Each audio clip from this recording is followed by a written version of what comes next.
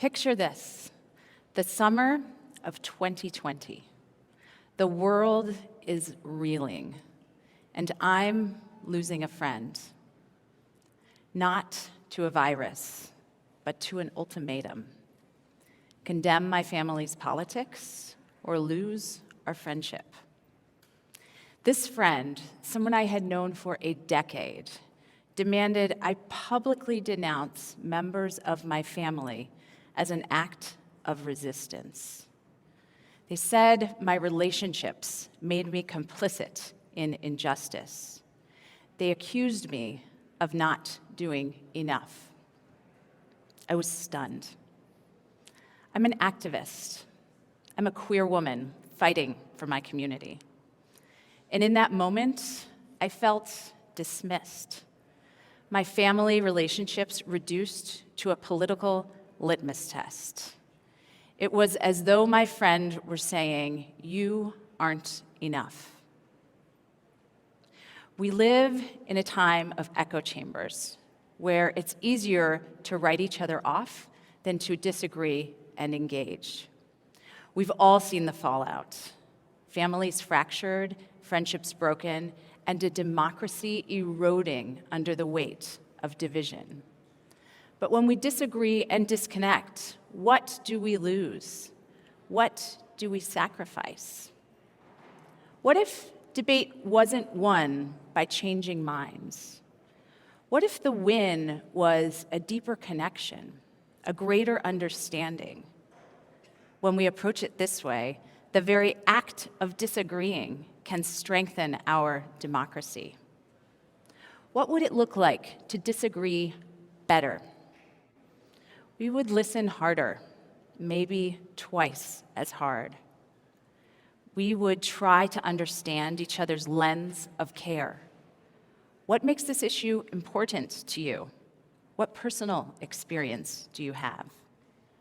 We would get outside our bubbles and get to know people who don't think like us. We would spend less time persuading and more time trying to understand. In 2015, I fired off a political tweet that I thought was funny. It went viral, and I later learned it deeply hurt some people I care about. My tweet didn't change anyone's mind, and it didn't impact any real progress, personal or political. Just like the loss of my friend didn't impact my activism as perhaps they hoped it would. And here's the hardest part. No one wants to talk. In the last 10 years, many of us have walked away from relationships because of disagreements, often stopping short of understanding the root of the conflict. We may justify this to ourselves by assuming the other person can't or won't hear us. But in walking away, we lose a chance to understand and to be understood. Losing my friend hurt a lot, and it wasn't because they upset or offended me. They chose not to see me.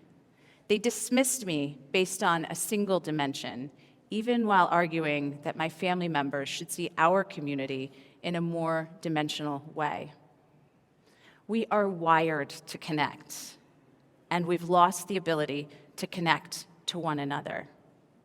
Social media algorithms turn public discourse into a battleground and deepen the otherness of those who don't think like us. But in this moment, in this election year, where we seem to get more divided by the day, one of the most powerful things each of us can do is to expand our relationships with people with whom we disagree. Our entire extended family vacationed together on an island. We were all stuffed in one big house, and it was teeming with people and laughter and games and food. It felt idyllic. And then a family member's social media post about transgender athletes left me in tears. Instead of engaging online, my wife and I sat down with this person over coffee. I shared my hurt, and I described my connection to the transgender community. They listened. They hadn't considered my perspective, and they didn't know that I have a close relative who is trans. They hadn't considered my lens of care, and candidly, I hadn't considered theirs. We didn't change each other's minds, but we deepened our understanding of the issue and of each other. And in doing so, we opened the door to talk more. In healthy relationships, candor brings us closer. This sounds intuitively right, but most of us are actively avoiding this kind of conversation. When we respect each other, we can engage constructively, reach compromises that benefit us all, and find common ground. The ripple effect is profound. We create positive feedback loops, encouraging further cooperation, social cohesion, even civic engagement. We become more resistant to one-sided ideology and avoid slipping into political violence, because instead of attacking each other, we know how to engage. The ability to hear and be heard disrupts the kind of chaos that we can all agree is destructive. Nothing changes until something moves. And that movement begins with us. We can all start today in these 3 ways. Listen harder. Try to understand one another's lens of care. Get outside our bubbles and talk.